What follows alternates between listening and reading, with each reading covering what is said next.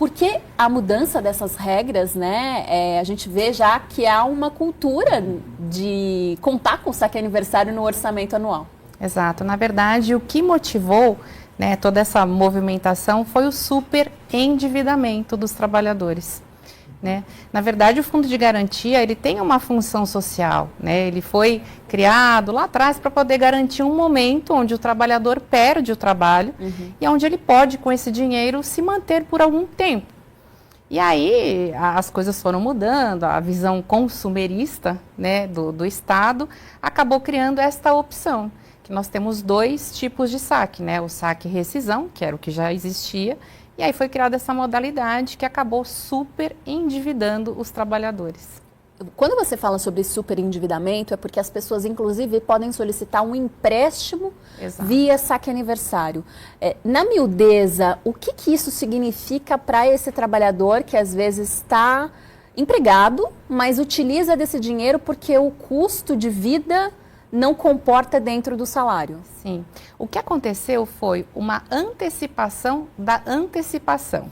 Né? Ele tinha essa opção, eu vou antecipar uma vez por ano, eu vou pegar esse valor para poder integrar, né, com a família.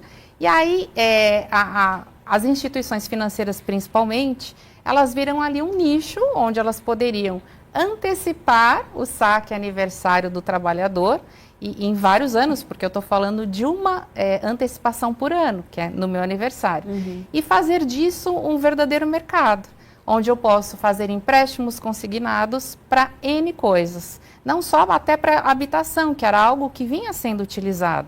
Então, por isso que eu falo que é uma antecipação da antecipação. Não existia uma regra no sentido valores e prazo para essas instituições fazerem o que elas já vinham fazendo. Então, ao invés de eu ter esse dinheiro em mão, né, uma vez por ano para integrar a renda da família, eu acabo me comprometendo com uma instituição financeira, na maioria das vezes, sem prazo para terminar. E isso tem dado muito problema, Rita? Muito. Para você ter ideia, existem casos em que a pessoa já se endividou até 2053. Olha que absurdo. Como que é possível as instituições financeiras serem permitidas a cometer esse tipo de prática? Não havia regra. A mudança agora prevê essas regras? A mudança agora, na minha opinião, acabou com a farra do boi, né? Vamos dizer assim. Porque o que acontece? Agora, antes, eu, trabalhador, poderia lá estar optando pelo saque aniversário. Imediatamente eu já poderia usufruir dessas situações. Rita, vamos esclarecer para quem está acompanhando a gente. Saque aniversário, você entra lá no aplicativo do FGTS. Do meu FGTS. Que é o Fundo de Garantia por Tempo de Serviço. Aplicativo do meu FGTS, você solicita lá se você quer optar pelo saque aniversário. Exato. Pertinho do seu aniversário, você vai receber uma quantia que é de mais ou menos quanto? Recebia anteriormente. Né? Isso eu não tenho como te dizer um número. Isso depende do valor que a pessoa ele tem lá. Então, exato. Esse valor fica em aberto a depender do quanto você tem. Aí vinha uma porcentagem sobre esse valor e mais um adicional. Isso compunha até o mês passado praticamente essa regra do saque aniversário. A partir agora de 1º de novembro, essa regra foi endurecida. Sim, que é justamente evitar que a pessoa faça a opção por esse saque anual, mas também que ela não possa fazer esse empréstimo do empréstimo lá no aplicativo do banco? Exato. A opção pelo saque aniversário, ela continua. Tá. Ainda é uma opção válida, o trabalhador ele pode fazer essa opção. O que mudou foi a questão dos valores e da regra, né? Em termos assim, antes era um campo sem lei. As instituições faziam o que elas queriam para poder passar para esse trabalhador um empréstimo, na maioria das vezes consignado, né, antecipando esses saques. Então, tinha antecipação de 15, 20 anos do saque aniversário. Agora, Rita, da sua experiência como advogada, o que vem depois de empréstimo consignado não me parece muito bom. Pois é. Não, é a algema do trabalhador, né? Então, assim, o que falta, na verdade, isso foi um ponto muito importante que você levantou, é a desinformação. É claro que nós não podemos julgar a necessidade das pessoas, né? Existe uma desinformação no sentido das regras, né? E elas são muitas, inclusive, eu acho que você ainda vai perguntar sobre a questão do efeito disso tudo, né? De se optar pelo saque aniversário. Mas, às vezes, a necessidade, né? No escritório, eu vejo muitas pessoas que não têm a informação. Eu fui demitido, doutor, e não recebi, não consegui levantar meu fundo de garantia. Na hora eu pergunto, você optou pelo saque aniversário? Sim. Então não é culpa Eu já estive em banco, em agência, olha que isso é raro, hein? A gente ia em agência bancária hoje em dia. Mas eu já cheguei em agência e a pessoa estava lá pronta para sacar, porque tinha sido demitida, e a pessoa, o funcionário do banco falou, não, você não tem direito. A pessoa não sabia dessa informação. Exato.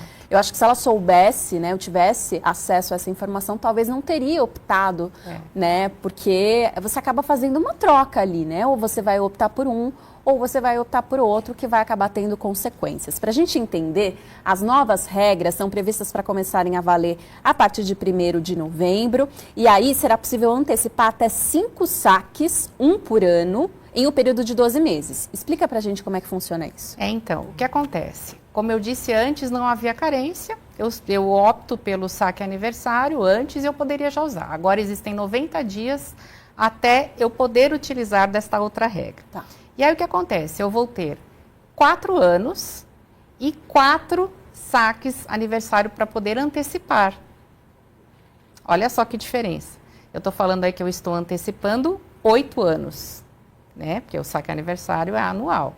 E aí, como que eu posso fazer isso? No primeiro ano, após a opção ou após você fazer a contratação, eu posso antecipar até 5 contratos, até 5 saques. Porém, agora não é de forma indiscriminada. Lembra que eu falei que dependia do quanto a pessoa tinha no fundo? Essa régua, ela era infinita. Agora não. Agora o valor, ele varia de no mínimo R$100 e no máximo 500. Isso. Né? Exemplificando, se no meu primeiro ano eu faço essa opção, eu faço essa contratação, utilizando os 5 saques aniversários que eu teria direito pela nova regra, eu estou falando de R$2.500 no máximo. Que é o limite. E isso você considera como uma proteção para que o recurso não fique, né, perdido, né? Que a pessoa de fato garanta que o fundo de garantia tem a função que ele foi criado. Criado para isso. Então, é uma limitação significante, é uma proteção que, na minha opinião, foi muito bem-vinda, principalmente em relação à antecipação da antecipação. Sim. Isso vai, claro, no começo do ano nós tivemos uma medida provisória que o governo, por bem, entendeu, para aquecer a economia, a liberação desses optantes que estavam desempregados, que estavam aí desempregados ou que tiveram uma rescisão do ano de 2020 a 2025. Sim. Então, eles puderam levantar.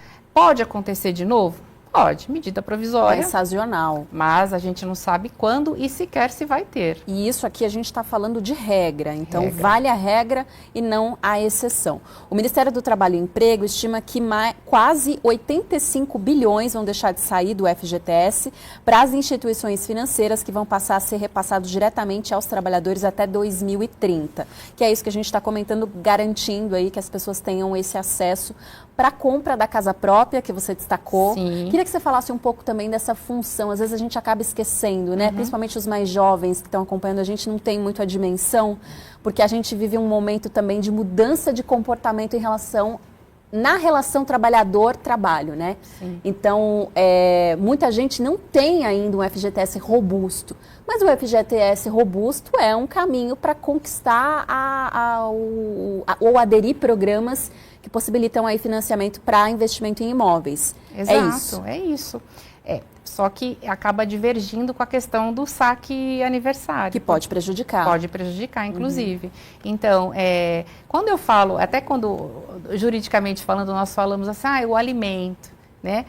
A própria lei, ela inclui a moradia na questão do alimento, né? Da questão da subsistência.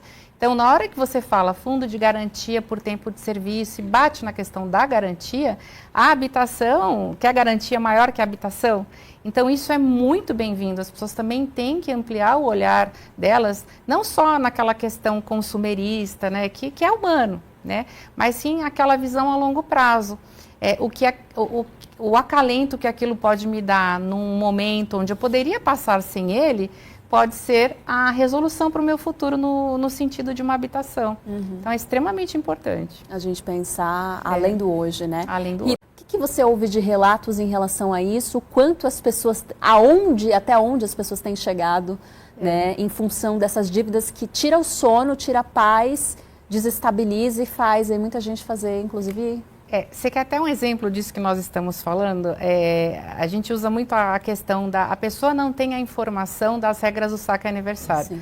Às vezes ela tem, mas a necessidade é tamanha que ela não presta atenção. E ela não ouve, e assim, não importa o que vem depois, o que importa é o que eu estou fazendo agora, o que eu tenho que... Então, assim, na verdade, nós vivemos num mundo onde as redes sociais, é inegável, as redes sociais, as escolas, o meio em que a gente está inserido, tudo leva ao consumo. Né? Às vezes nós nem estamos falando de matérias de uso essencial, como comida, vestuário, mas você vê que na maior parte das vezes é aquele consumo supérfluo. Sim. Né? E quando a pessoa se vê dentro de uma situação dessas, ela nem pensa. Né? Ela tem que resolver o problema, naquele momento ela tem que resolver o problema. E aí vai gerando esse superendividamento. O crédito, ele está cada vez maior, enquanto você tem o que a gente chama no direito, né, de solvência, ou o que você tem de... Quando você... um score alto, né, quando você não é um devedor, você tem um crédito infinito, até passar a ser devedor.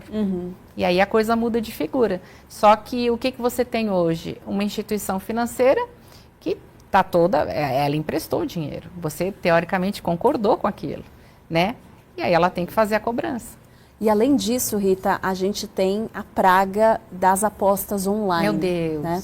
Em uma das matérias em que foram citadas, né, com repercussão na imprensa, essas mudanças do saque aniversário do FGTS, um dos ministros do governo federal mencionou os saques, inclusive para que as pessoas possam fazer apostas. A gente recentemente cobriu aqui na LESP uma audiência pública falando sobre a implementação das políticas de proteção, né, de tratamento às pessoas que têm o vício. E havia pessoas ali com relatos em relação a que ponto elas chegaram em função dos jogos, né? De perder casa, de perder imóvel, de perder o valor social, né? A família e tudo mais. Mas talvez isso aqui também seja uma forma de evitar esse cenário muito triste que a gente está vendo no Brasil, que é essa epidemia. Como é que você analisa também essas mudanças em função desse cenário? É essencial não só regrar situações como o saque aniversário, mas também regrar esses jogos. Afinal de contas, quando eu falo de apostas, é proibido ou não é proibido? Pois é. Né? A gente sabe que por trás de questões como essa existe um lobby muito grande, enfim, nem vamos entrar no mérito da política. Mas o consumidor, né, por que tem um código de defesa do consumidor? Porque ele é tido como a parte mais fraca da relação e sempre vai ser.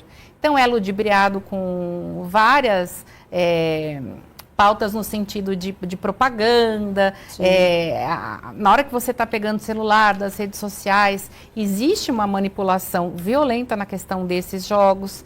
Então, até tocando nesse assunto, né, a partir do ano que vem, de maio, vai entrar em vigor a norma regulamentadora de número 1, né, que ela fala exatamente dessa questão psicossocial no trabalho. Para você ter uma ideia do quão grave é esse superendividamento que nós estamos vivendo, principalmente por conta do vício, né, do jogo, lá no escritório eu atendo várias empresas, né, os meninos, porque eu falo que há 30 e poucos anos, é um menino, uma menina, pedindo as contas para poder honrar com esse tipo de compromisso. Olha que absurdo. Que ponto, né? Que ponto que a pessoa chegou. Vamos, por favor, me manda embora, porque eu perdi já a minha família, já perdi tudo, e eu preciso pelo menos ter um dinheiro para recomeçar. Só que se não tratar a questão, né, psicológica, tudo que envolve, não tem dinheiro que chegue, né? E em relação às instituições financeiras que praticam esse assédio, até com compartilhamento de dados também, entrando em contato com a pessoa para oferecer, seja por SMS. A gente tem falado aqui no Alesp em Pauta sobre várias categorias de golpes, né? E aí a gente também entra na função de que às vezes a pessoa cai em uma conversa de telefone, uma mensagem de WhatsApp, em que ela é obrigada a arcar ali com o valor. Então, quando a gente fala também da regulamentação das instituições financeiras nesse assédio, né, ou enfim, acaba limitando aí o acesso dos golpistas às instituições financeiras para privar mesmo o patrimônio da pessoa, acho que são medidas essenciais para evitar, por exemplo, essa dor de cabeça que vai chegar numa judicialização. Como é que é esse acompanhamento, Rita? Primeiro, teria que literalmente colocar em prática a lei de proteção de dados. Que ela existe, ela é linda, ela é completa. Isso não existe. Por isso que existe esse vazamento e aí esse assédio, principalmente aposentados. Sim. Né? Hoje, voltando à questão até do meu escritório, eu tenho clientes que entram em contato comigo. Semana passada foi um caso onde tinha até a minha voz. Eles estão clonando com inteligência artificial até a voz. Basta eu atender o telefone e falar alô, já é possível fazer essa tramóia com a voz da pessoa. Então, você imagina, né, as pessoas, os consumidores, os aposentados. Outra coisa muito interessante que você ouve, que você fala, como pode? A pessoa precisa de dinheiro. E aí você consegue imaginar na sua cabeça, eu preciso de dinheiro e para conseguir esse dinheiro eu preciso desembolsar uma quantia. De onde eu vou tirar? Não existe isso. Se eu estou pedindo um empréstimo, né, as instituições sérias, elas não fazem isso. Isso é golpe de estelionatário. Né? Então, eu perdi R$2.000 porque me ofereceram, eu estou com o meu nome sujo e me ofereceram 20 mil. Só que eu tive que desembolsar 2. Ora, está na cara que é um golpe. Mas aí volta a questão do desespero, né, de querer ver resolvido aquele problema, de querer ter um fôlego para poder viver naqueles próximos dias, e você acaba perdendo até o que você não tem. Então tem que ficar muito ligado, tem que receber um telefonema, foi um telefonema que te fez pensar num empréstimo, use as redes sociais, a internet, para ver se essa instituição existe, se é sério, se chegou até você, houve um vazamento de dado aí, né? E aí, é séria essa instituição? Então a gente precisa ficar muito atento. Tá aí, então, falamos sobre as mudanças do saque aniversário do FGTS, que começam a valer a partir de 1º de novembro. A gente já está esclarecendo para você aqui por essa edição do Alesp em Pauta. Rita de Cássia, muito obrigada pela entrevista, pelos esclarecimentos. A advogada trabalhista esteve conosco aqui no Alesp em Pauta. Obrigada. Sou eu quem agradece e estou à disposição aí quando você puder e quiser.